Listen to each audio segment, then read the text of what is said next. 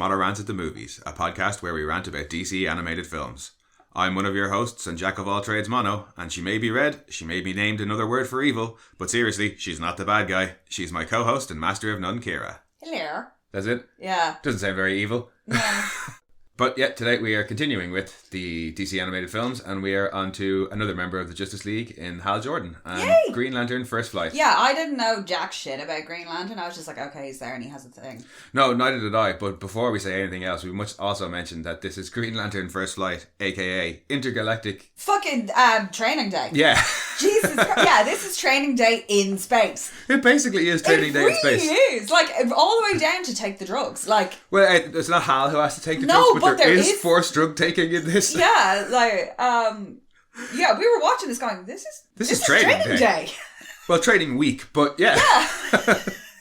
But yeah, no, like you, I knew, and still know relatively little about the Green Lantern Corps and the Green Lantern comics. Smurfs involved. But what I know is mostly from this. I know a little bit from some of the like Justice League comics I've read and like Crisis on Infinite Earths and stuff like that. They play a good part in the start of that, but yeah, when I first saw this, I knew nothing. Yeah, it was like, oh, he's in the Justice League and he does something, he's like some sort of space guardian and we're in his sector or whatever, and he goes off and does like... When was the terrible Ryan Reynolds film?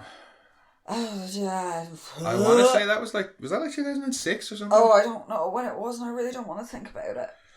Although I didn't see it in the cinema and I'm pretty sure I saw it after this. It's so bad. It's so bad. It's just an objectively bad film. Yeah. And I didn't... I feel so bad for Ryan Reynolds. I'm glad he got to do Deadpool eventually because he had to suffer through that god-awful Deadpool in Wolverine. Yeah. Where they stitched his mouth closed. Yeah, that was stupid. And then this. The Green Lantern. Yeah. No, this is a far... Like, I'm glad he suffered through them because Deadpool, hilarious. But also, Free Guy, hilarious. This is... this is better than the live action Ryan Reynolds Green Lantern one by a long shot. Like, yeah, and that's no shitting on any of the guys because I think it's Mark Strong is Sinestro. In that he is, and we love Mark Strong. And I love Mark Strong. It was just not good. It's just a bad film. Yeah, it's one of those things where animation can do it better because there was so much CGI in it. Yeah, that's what made it look stupid. Yeah, because it wasn't good CGI. No, oh God, no. So it took away from like the performances that were going on, and whereas in this, because it's animated and you can do insane galactic shit in animation, and make it look good. The animation in this is pretty slick, particularly when they are doing all the like space stuff. Yeah, the big battle at the end is really well animated, but I'll get onto that later on. Animation achieves it a lot more seamlessly than live action CGI mixed did. Yeah, certainly in this context. Because this is basically the same plot as the movie. I don't remember the movie that well, but yeah, it's more. There's a lot more on Earth and Hal learning how to be a Green Lantern and dealing with the ring. Whereas this doesn't even give you a montage. Oh no, it's he's the Green Lantern by the credits. Yeah. Like, he shows up and they're like, he's not even trained, and then they're like, I'm going to take him out with me and literally fuck him in the deep end because the ring also has a matrix component to it where it can give you knowledge. But that's... on, like, all the universes in the galaxy if you shove your ring in the green light. But the overall story it's not like an origin story in the sense of the other film is or other origin stories are, because the main story, while it is his training day, it could... all the stuff to do with the Yellow Element and Kanjuro could just be... a Green Lantern story that happens in early Hal years, like. Yeah, well, they made the point in this of not making it an origin story because we've actually skipped Justice League New Frontier. Yeah, which is Hal's origin story. So for this, they were like, well, we've just done it in a previous film, so we're not going to do it in this. So we'll just go, here you go, he gets the ring and off he goes. Basically, because the opening third, basically, of New Frontier is Hal. And like a good portion of New Frontier is devoted to Hal becoming the Green Lantern, and it doesn't happen until very late in the film where he actually... So they were like, it's already there, it's just been done, we've literally just done it. So I appreciate it because I'm like, oh, okay, cool, and like you get the little moment with Boudica being like, oh, we thought you would appreciate a more earthly construct. Yeah. You know, to try and ease him into it a little bit. The only bit of lube he gets. But it is, because it's like, within the first 5 minutes before the credits, it's like Hal's a pilot doing some testing. He gets captured and brought to this dying alien. Dying alien says, "You're now a Green Lantern." He brings himself back to the base and pretends like nothing happens. Yeah. And credits. And then immediately after credits, it's like, "Hey, everybody else on Earth, I'm disappearing for a week. Yeah, I need to take a week off. But now we don't need to care about anything that's happening on Earth for the rest of the film." Yeah, I was And like, it's does Carol space Ferris fun. even get named in this? I think he just calls her Carol or whatever, but I don't He calls think... her once. Yeah. But you're like, other than that, if you didn't know it's Carol Ferris, the whole Ferris backstory, you'd just be like, alright. Alright, random girl that he probably had a date with one time who he works with. Yeah. But it's not because he just started with, story. like, remember that night in Cairo. And she's like, shut up! But yeah, it's not important to this story, whereas At all, it is to New Frontier. Yeah. So it gets a lot more included than that. But, and you get Carol in later ones when you get Star Sapphire and all that. Exactly. But shall we go for a summary before we go? Okay. After the shortest origin story possible, Hal Jordan is a newly recruited Green Lantern and off on his intergalactic training day. But when an inexplicably dangerous colour gets stolen, Hal slowly uncovers treachery in the Green Lantern Corps. Could it be Hal's mentor and trainer, the red guy named Sinestro? Surely not. Well, I just find it really weird that the Lantern's first interaction with him is violence. They show up and beat the crap out of him. Yeah, at various times throughout the film, it's... Like, doesn't the ring choose? That's the whole thing. It's happened through. It's like, the ring chose you. And then they're like, oh, he's wearing the ring. And they're like, oh, the ring can't be put on by somebody who's like fucking evil or whatever. Well, but they beat the crap out of him. And at then various times Sinestro's like, film, oh, we haven't been introduced. No, because you just appeared floating like a giant dick.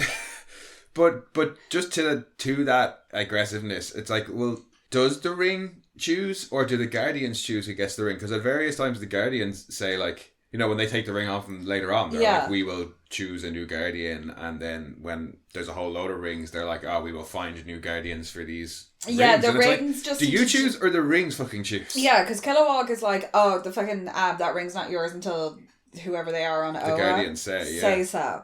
But it can't be removed by force. Like, Kilowog's not able to take it off him. I don't think. I don't know. No, I think they can take them off them, but it's like it can't be forced onto somebody who's not worthy. Seems to be the thing, and it's like, well then, yeah, why are they being so angry at him immediately? Fair enough, your mates just died. Yeah. But the ring hardly went on the person who killed him. Yeah, and they know how Abin-Sur died because Boudica shows him later on. Well, I think she says that's how I was told, and I assume she's told by Sinestro after the fact. Yeah, because Sinestro is all like, loose ends everywhere. I think that's... Slappy. Well, that's the... Assumingly that's like the next day or within a day or two of him getting the ring, so they've only just found out that Abin-Sur has been killed, and Sinestro's probably like, let's find out what he told the new guy. Yeah. Also, side note, Hal has probably had first aid training. You don't pick up somebody like that. Much less an alien creature that's bleeding. Yeah, like, no touchy. Yeah, like, I get your... Like, I know it's supposed to be like, oh my god, he's such a good guy, because he's got that big all-American chiseled head on him. But immediately rush to help, fine. Don't immediately rush to pick up the obviously wounded person. This person's just been in a crash. Yeah, that's not how you administer help. Yeah, you don't move them, you moron. Yeah, like, assess the situation first. Yeah, you just don't move people who, might have damaged their back. As it happens, it doesn't matter. He's dying anyway, but that would have probably hastened the situation, because he could have picked him up and then he just snapped in half. But yeah, they to get into it really quickly, because as soon as Sinestro's like, come on, we'll go back home, and I'm like, he's red and he's got pointy ears and a little evil geography teacher mustache. But you get a very quick exposition bit off Sinestro there, where he's like, this is what the Green Lanterns are, this is what we do, and who made us. Now let's go, you've got to talk to these guys. Yeah, and he because Hal's like, oh yeah, the Guardians, because Abin-Sur was like, they will send for you. Yeah. So he's been expecting it, but he wasn't. I don't think he was expecting to be treated with such hostility off the bat, which it puts his back up. Like, he would put your guard up if you're like, oh, I was supposed to join this corps, and the first 4 people I meet are really not happy with it. Well, they attack me for starters. Yeah. And Tomar Ray is fucking terrifying. Like, I could just imagine what Tomar Ray would actually look like, because it's like, can you imagine a turkey head? Yeah, they all seem to be. It's a thing that they all know who and what humans are, and they just don't really them. want anything to do with us. So I would assume that they also know that most people don't or aren't used to aliens randomly appearing in front of them. Well, Superman. If we're still playing in that universe, well, they are, yeah, like, but most you've got normal alien humans invasions every other week. True, but at the same, yeah, they and yet somehow Earth literally gets invaded every other week. Doesn't have a lantern assigned to it. Well, no, to police it. It does. There is a lantern in that sector. They just don't give a shit. They've just never chosen a human to be a lantern for that sector. Where's the lantern from that sector when they keep fucking... Abin-Sur. In the comics, anyway, as far as I know, Abin-Sur is supposed to be the lantern for the same sector. Because when you die, the lantern that replaces you takes over your sector. So as far as I know, anyway, yeah, Abin-Sur was the previous one for HAL sectors, like 2185. I don't know. I can't remember, but yeah, I think that's the deal. The precinct comes with the ring, as it were. All I can think is ZZ Alpha, but that's our coordinates in Hitchhikers. Yes. But there was planning permission in series. It's been noted. Listen, if you can't be bothered to go the few fucking light year over to you deserve your local planning. Must be a Thursday. But no, thankfully there's no Vogons. But I love when he gets to Oa and the Guardians are like, oh, you're a human, and they're explaining the Green Lantern thing to him, and he's like, oh, sort of like one cop per beat, and they're like, yeah, okay. I suppose. And then he's just like, so just tells him about his uncle, and then they're just like, this is nothing. Why are you? This is nothing to do with what we're talking about. But it's also the way he keeps, because they're just about to start. It looks like he stopped talking, and they're just about to start, and then he like continues on. Yeah. And it's like, oh, it's so good. It's just, and the Guardian's reaction of just like, yeah, what? Okay, no, yeah, fine. And all the other lanterns are looking at him like, what? Also, apparently, one of them is very, very clear on the fact that humans have a distinct smell. Yeah, they really don't like us. No. And I can't blame them. But... Yeah, we're a trash species. They're like, and then there's this smell. Like, it's something we should be aware of, that we, this planet, this old backwoods planet that has very little contact with, the outer galaxy, is not aware of its, funk. Well, I mean, would you be? Because there's that whole thing of, like... no, but like Asian people think that a lot of Western and white people smell like milk dairy. And dairy. Sour, we smell slightly sour. But not to each other. So I assume that the same thing of whatever the human smell is, humans don't get it because it's just there all the time. Yeah, it's just... And aliens are like, oh, sweet Jesus. Well, probably not sweet Jesus. No, unless it's Pam when she gets a boner. Well, yeah, see, like that. God, you can smell him?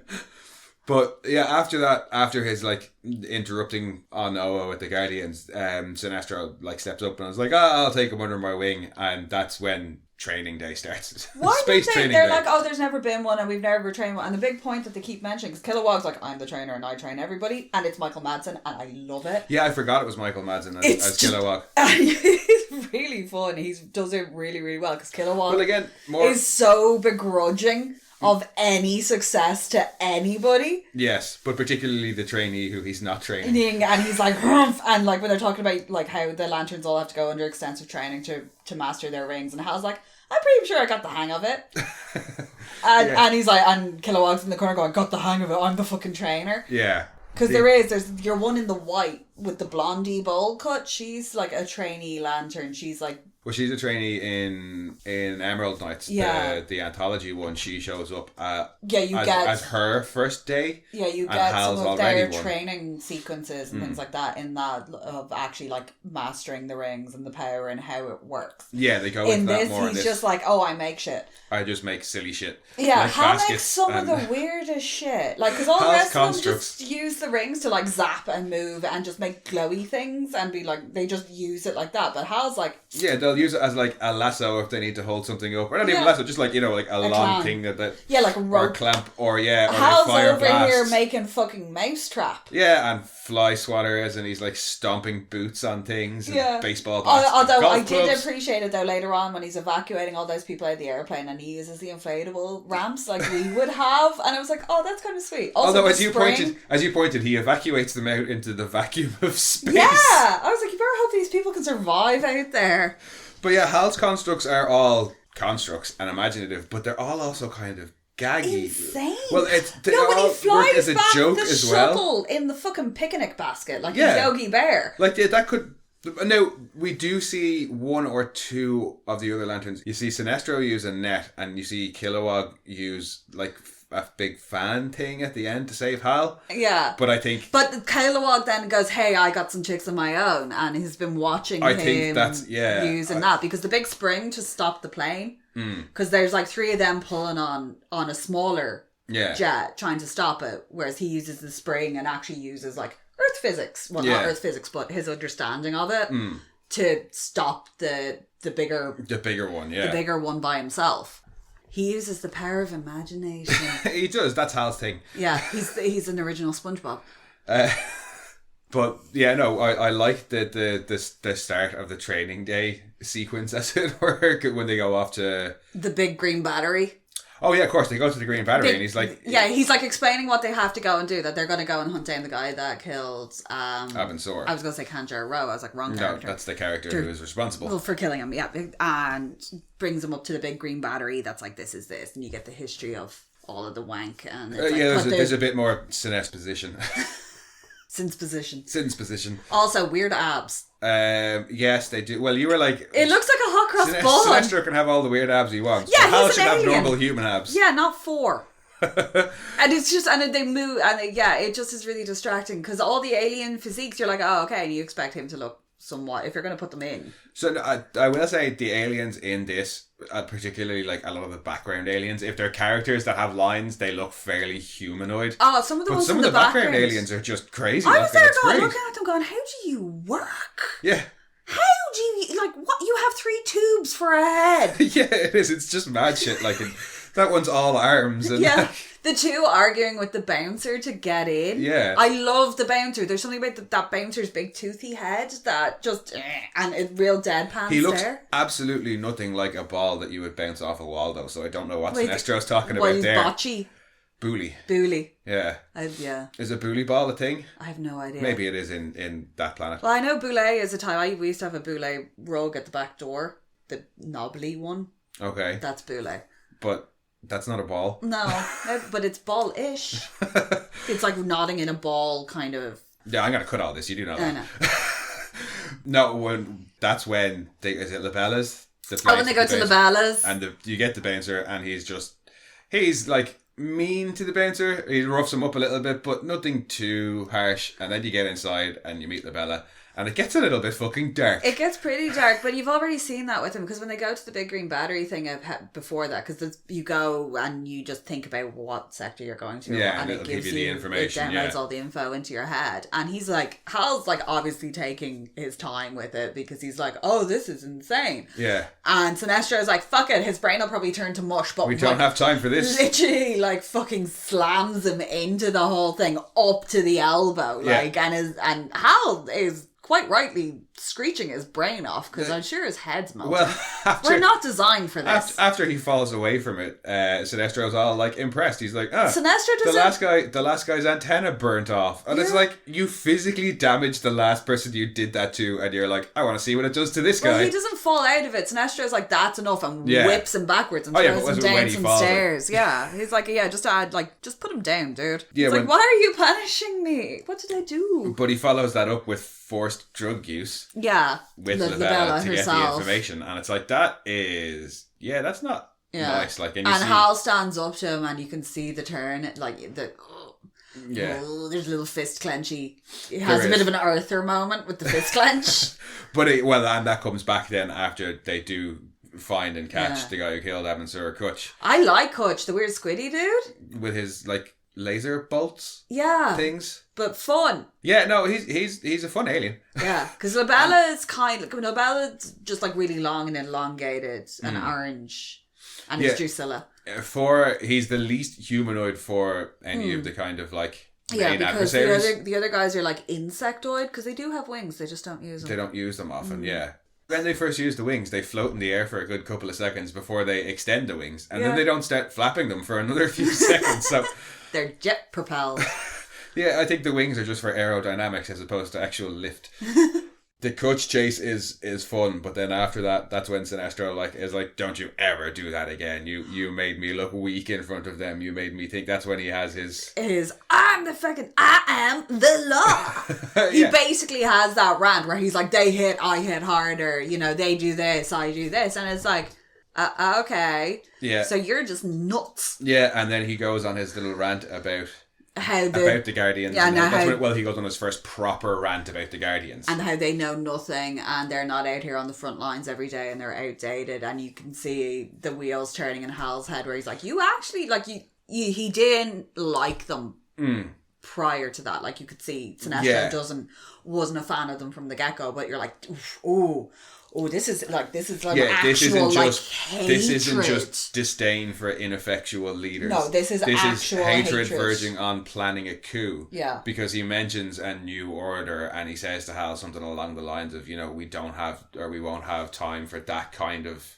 softness in the new order. So it's like, oh, he's actually planning something. Yeah, yeah. Or like that's what I get off it. I think that's what Hal is starting to get off him as well. His name is Sinestro and he is red.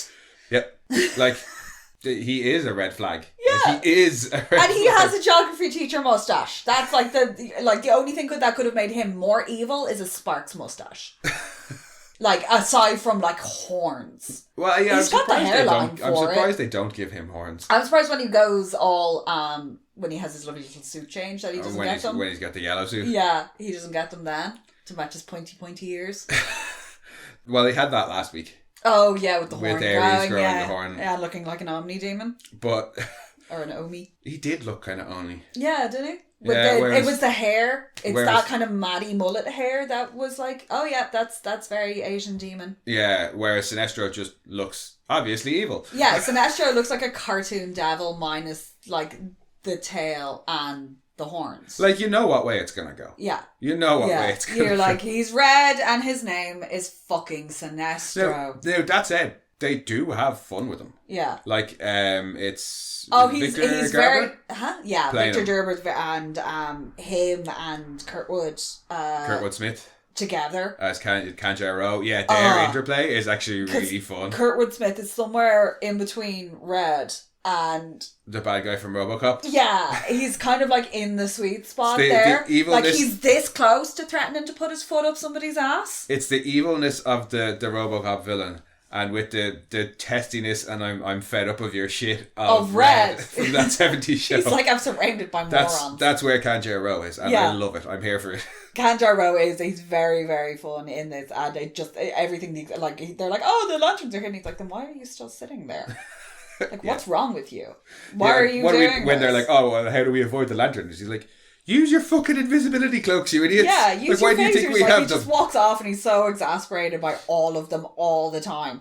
And even when he leaves the rest of them to fight off Hal, he just holds up his scepter and just like kind of vaguely aims at a wall and blows a hole in the wall, and it's all just so like, nah, I'm over all this shit. Yeah, screw you guys, I'm going home. Yes. Yeah.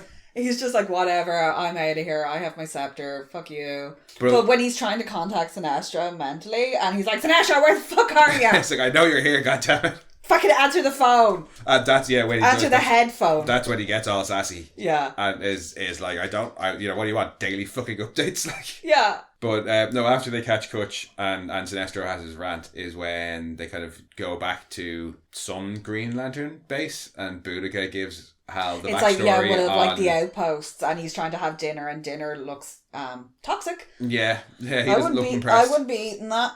But yeah, Boudica sits down and gives him the whole yellow element. Well, the creation of the Green Lantern Corps and the green element and the yellow element, and then it's stolen. Like the Green Lantern. The green light is impervious to anything, but yellow light. It's all very vague. Yes, I don't think it's much better explained in the comics. There is a whole rainbow of elements. There's like an orange Lantern Corps. There's definitely a purple one because that's like Star Sapphire. Yeah, there's a white one. Well, who's the only one I'm aware of? And they are all variously aligned with good and evil, and I don't know where they sit. Like I said, I don't know an awful lot about Green Lanterns. No, there seems to be a whole prism of cores. But I like that they don't get too much into that in this. It's just green and yellow is bad. Just deal with that for the minute. And even ignore the big red guy. Even in Emerald Knights, they don't go too much more into it. No, because it's more... Emerald Knights is more like you've got the training story, and then you've got kind of a big subplot story. They explain the yellow badness a bit more in Emerald Knights, I think. And but in this, it's just yellow is bad and dangerous. Mogo? Mogo? Mogo? Yeah. But yellow is just bad and dangerous in this. And then it gets stolen by Kanjaro, and that's why Abensora went undercover. Yeah, because the Guardians had it hidden and obviously not well guarded. Underground. Yeah. And in another dimension. Yeah, and they still, lost I just like the way it's like, ooh, they buried it deep underground. Well, I just, underground and in another dimension. And you still couldn't keep an eye on it. But I feel like they just pick another dimension and then just dug in the ground. One thing in the universe that can fuck up your thing. Yeah. You keep a good close eye on it. Or, attempt to destroy it. Because it's not said that it can't be destroyed. Because at the end... It might tear a hole in the fabric of space-time, though. At the end, they do destroy it. Yeah. So, well, they don't have to destroy the element. But, yeah, it's vague. I'm down. It'll do for the minute. I get a floating space death ball, so... The weapon at the end is fun. Zap. It's got quite a lot of personality for a sphere that shoots. Oh, and come on. That big eyeball on the top of fucking... Barad-dûr? Yeah. That eyeball had more personality than, most of that film. Oh, most of the come on. second film. You really don't like the Two Towers, do you? I really don't. No, it just bothers me. I love that eyeball, though. Sauron's eye, and especially when he's like, let me off. Well, the spherical beam weapon thing at the end has its own moment like that, just as it's about to get crushed. Where it goes, it's just looking around in all directions frantically for escape, and then just goes smush. Yeah. I like it when things like that have they do have a personality and have their own sense. It's not just and he's like, oh, I have a weapon. And a weapon does this, now it's like that weapon's slightly sentient and is doing its own thing and has a sense of preservation. I like that. Because a lot of the time in the just to jump to the end, in the big scene where it's going around trashing Oa, Sinestro's going around giving his big speeches, and it's just in the background going bam, bam, at random things. It's very Godzilla smashing buildings, just walking along and being like, no. They're fucking in Futurama when they have the mobile oppression palace. Yes. And it goes along and it's just randomly It is very smashing much like the mobile oppression palace. I will oppress you and I will oppress you. Yeah, it's just you offend me. It's not blazing a trail of destruction. It's just like a cat knocking shit off a mantelpiece. Well, yeah, an immensely dangerous and destructive cat. But yeah. I get it. No, but yeah, it's very random in the background. Just, fuck you. Fuck you! I will say, though, that the journey to get to there, because I do really enjoy the big kind of fight at the end. Yeah. I just think it's animated really well. I just like the get green! Well, and because I was a bit... hitting it always works. He Fonzies the battery. Yeah. Because I was a bit disappointed with last week's final battle. It felt a little bit disjointed because it was really 4 or 5 dragged out as different things that were going on and kept cutting between them.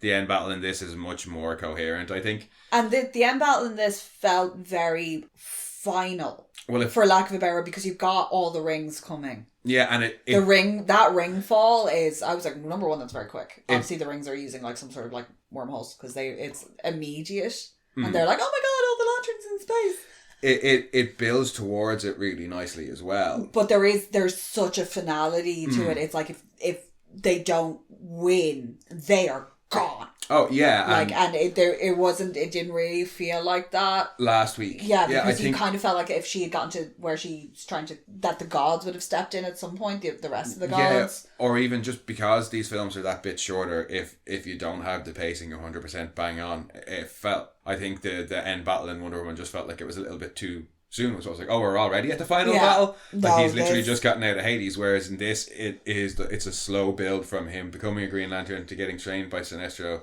to us seeing that Sinestro is actually in with Kanjaro. Yeah. To Hal then figuring it out. The way that's put in through it is really nicely done. Yeah, because it's woven in quite well, because you wouldn't think with his despisal of everybody he's policing, because Sinestro is he literally describes that whole planet as scum, and he has the thing about he suggested wiping them all out with a meteor shower, and the Guardians thought he was joking. Yeah, and the implication is there was that he was not. No, he despises the majority of life, and you also he even despises some of the other lanterns. Oh yeah, he really is not a nice person. He is a very, very hateful person. And you might think at the start when you're watching it that it's just this is the start of his turn, but then when you find out that he's in league with Kanjaro, it's like, oh no, he's been doing this for a really long time. He's already like because he's near flipped. the end of he his has plan. his own little crew as well that he has flipped. Well, he's only got one other lantern. Yeah, but a lot of the other lanterns are quite afraid of him. Like, you see that Chip is like, I'm not doing that, because poor little Chip, how could you threaten Chip?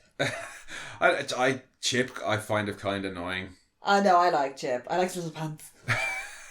He's a gentleman. I mean, I appreciate the variety in the Green Lanterns as well, because they are an alien force across the whole universe, that you have all these various little aliens. So yeah, okay, you can have a little squirrel alien thing. Yeah, because we don't know what Chip's powers are. He could be like some sort of like Nibbler-esque, like fucking mooncake type entity, because he's adorable, but he destroys the universe.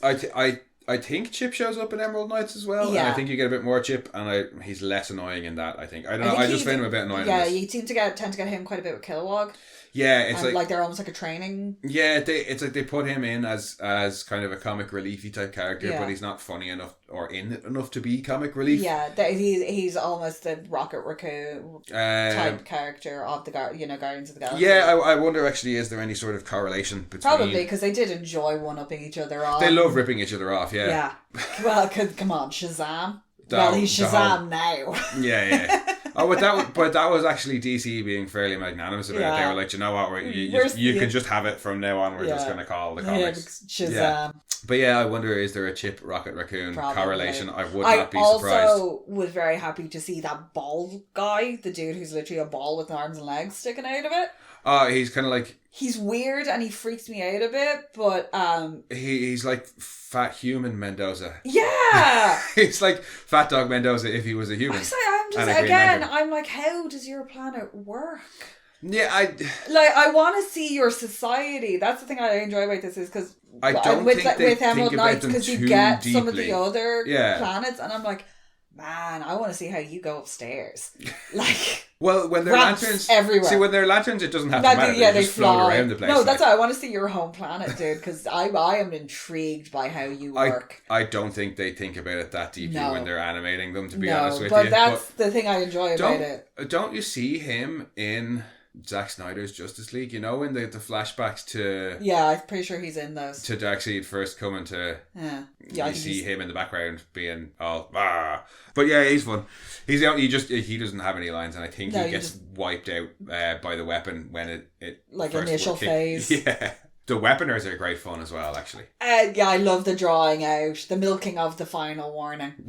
I can't put my finger on what it is I like about them so much. They remind me of something really specific, and I can't figure out what it is. Yeah, because they're like interdimensional. They're like interdimensional, ancient, architect-y type things. They create these giant weapons. They're not quite Lovecraftian, but they're... Yeah, they're bizarre. They're like little spiders, but they can float, and they have all those wonderful jeweler's glasses that like move in and out. Yeah, they don't seem to be getting anything out of the deal. They just make this weapon. Not gonna lie, body shape, they remind me of the guy who runs the company in Monsters Inc. Yeah, because he has that kind of crab body legs. Even the way they move is just weird, and the way they all talk as one being. Like, are they one being that's kind of splitting itself? Consciousness. Yeah, splitting itself out. It's weird, and I like it.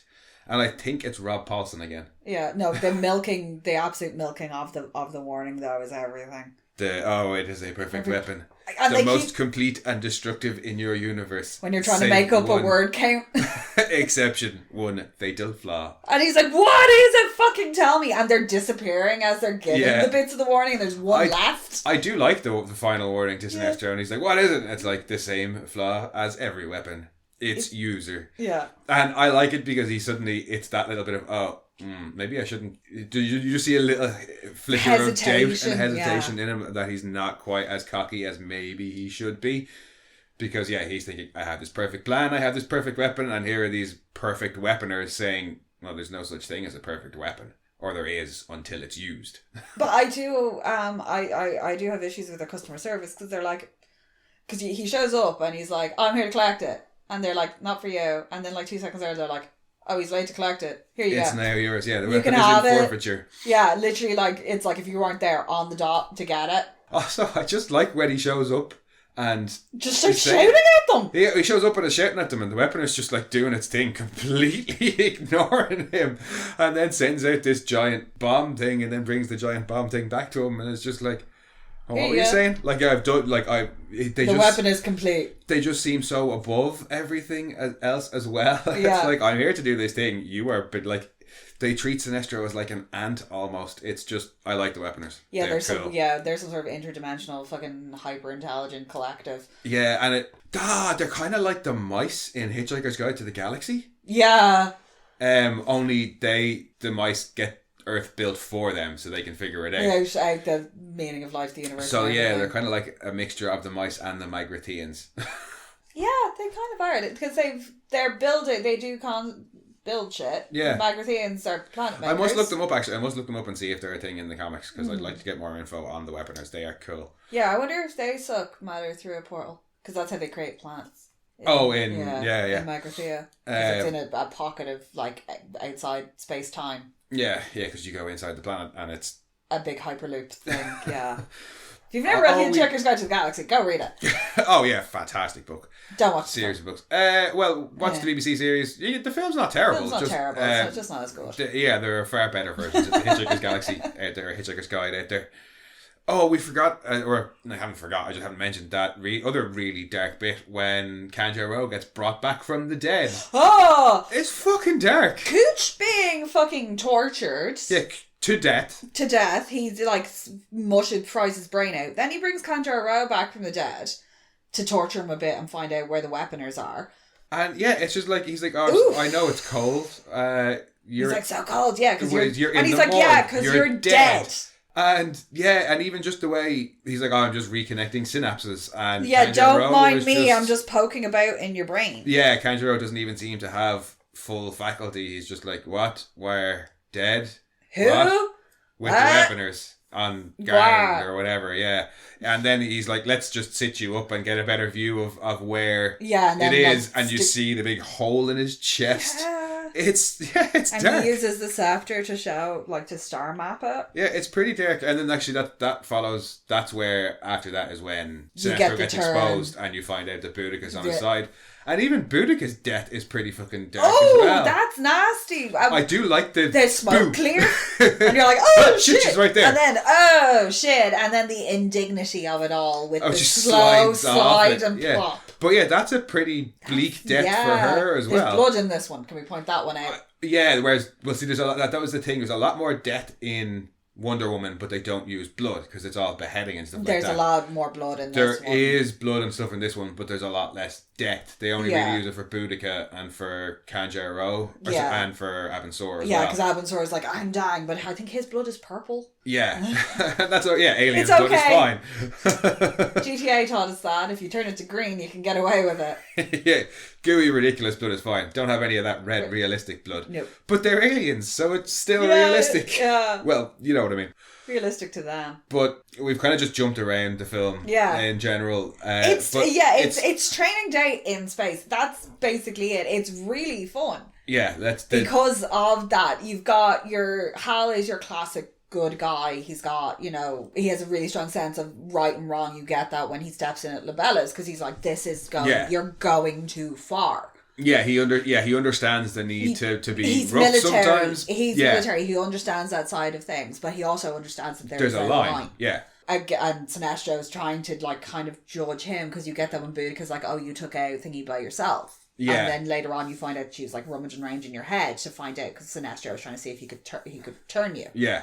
And you get that from Hal. He's like, she's like, you're a hard person, or he says, I'm a hard guy to read. Yeah, but you get that as well. It's Sinestro putting him in these situations where he's pushing him. Yeah, he wants to see where Hal's line is, and with him. Can we move that line? And we've put him, he puts him immediately into a stressful situation to see how he'll react. Now he almost gets away with it because of the frag grenade thing, when they're all like, it's a fragger, and it's stuck in the rubble. He's like, I'm gonna go chase Gutch. You stay here and deal with these hundreds of guys shooting at you. Yeah, like the whole bar is just turned on you.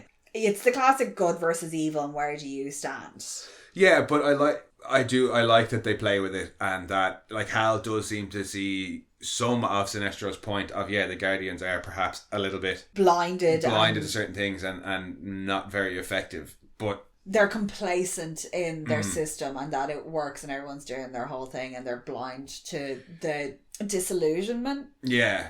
And Hal is like, okay, I'm open to change, but like... yeah, because it's the age old, we're fighting everybody at ground level when they need to be taking them on at the top. The Lanterns or the OA or the Guardians don't see that.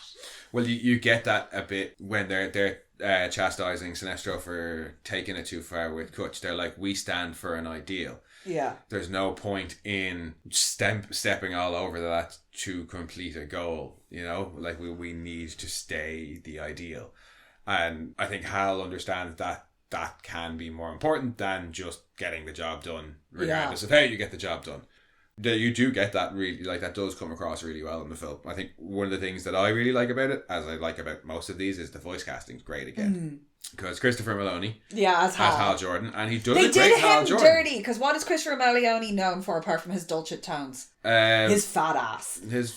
And Hal Jordan has no butt to speak of in this. I mean, all they had to do was like, animate him with a little more plumpness. Yeah, like he has no butt in this, and it's like, oh, for shame. For shame. I was unaware of the whole Christopher Maloney phenomenon until it was pointed out to me. Yeah, it's like But once I was made aware of it, I was like, yes, he does have some junk in the trunk. Yeah.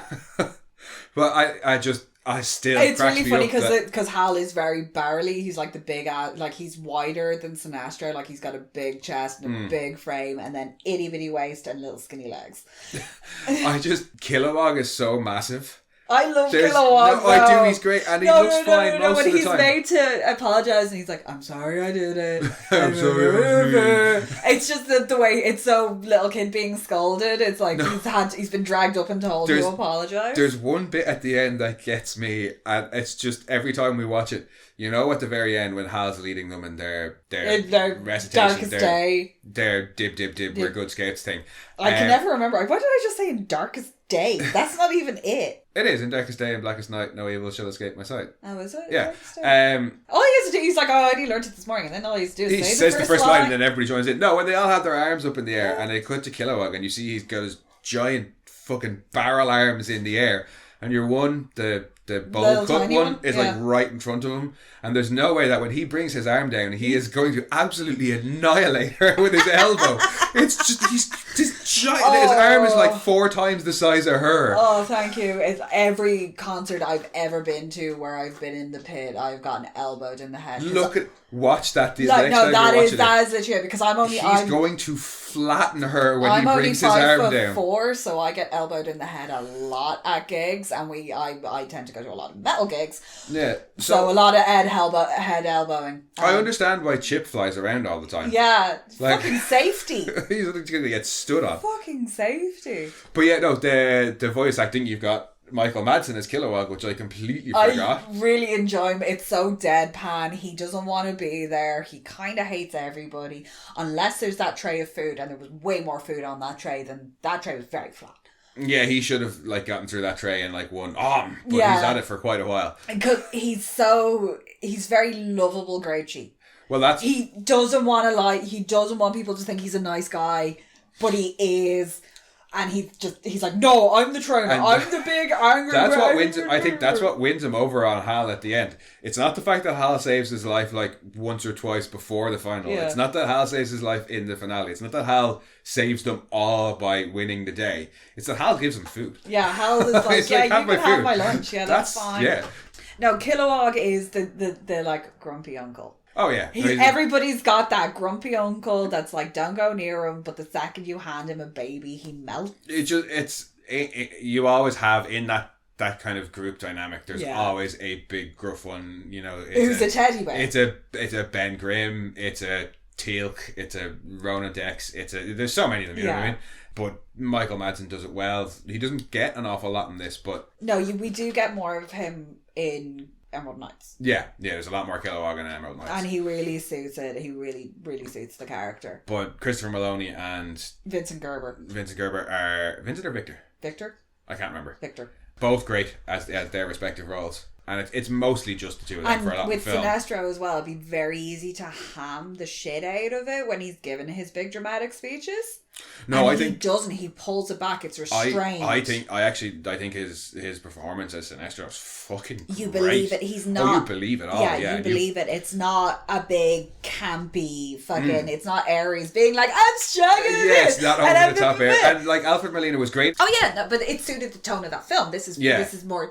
You needed him to be ridiculous and camp and flamboyant because Diane is quite serious. Yeah, and it's big Greek mythology and you're dealing with. Whereas this, and I know this is big space opera stuff as well, but he gives it very much dramatic reading. Yeah, and that's what you need for which and that's what makes his end goal believable and his reasoning believable because he's like, I've seen the destruction in the system and and you believe his conviction as well.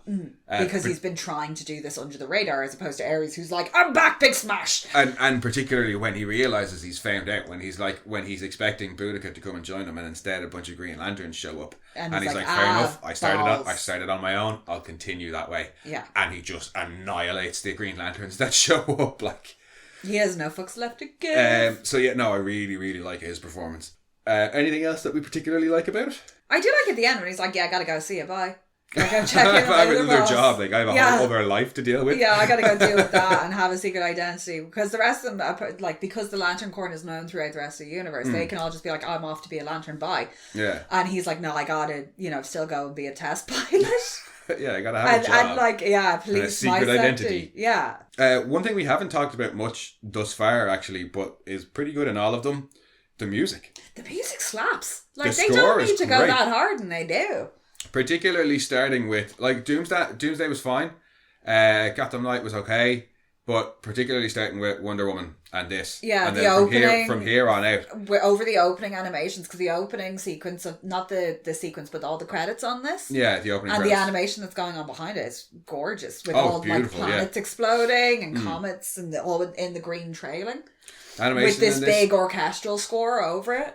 Animation in this is fantastic as well. Yeah, it's very clean. It's more what I associate with their animation style of the animated ones. A lot of them have this look to them of this is the way the people look, this is that. I love Hal's big fucking square head with his curl. Yeah, and while still suitable for kids, I think we're starting to go in the more adulty direction. Now I think possibly that it comes back a bit more kiddie because I think next week is Superman, Batman, Public Enemies. And I find that one to be a little bit more child friendly, but still really fun. There's limos getting thrown around in that one. This is it's dark in points. It is, and I appreciate if you're dealing with intergalactic issues, you are. It's unavoidable. Yeah, you're not. It's not going to be straightforward. Like if you want to have a kids friendly one, that's where Chip comes in. Like. Yeah, I know. I mean, Chip the kids one, and hopefully it doesn't veer into Happy Tree Friends territory. Yeah, and there's there's nothing in this that's like you couldn't really let kids watch. You know what I mean? It's not like super dark or anything. Like the kid's not going to understand what is happening when Lavelle is being forced to take those trucks. Yeah, but we know that she's like, oh, it's just a little moon ball, and like I can't control everything that comes in. So the implication there is that it is a form of drug. However, what it seems to be because it's killing her. So yeah, enough of it certainly seems you can OD on this drug, and she's worried about dying, and that is. But evidence. It's never overtly stated that it's like a drug. It's just like, oh, it's Moonball. Yeah. And you don't know what it's doing to her. It seems to give her some sort of buzz. Yeah. But then it very quickly turns into, no, what are you doing? Like, she's protesting it from the get-go, so whatever this is. Yeah, and even Hal's like, we could kill her. Yeah, it's like, no, you were killing her when he ties her hands to it, which is really fucked up. Is there...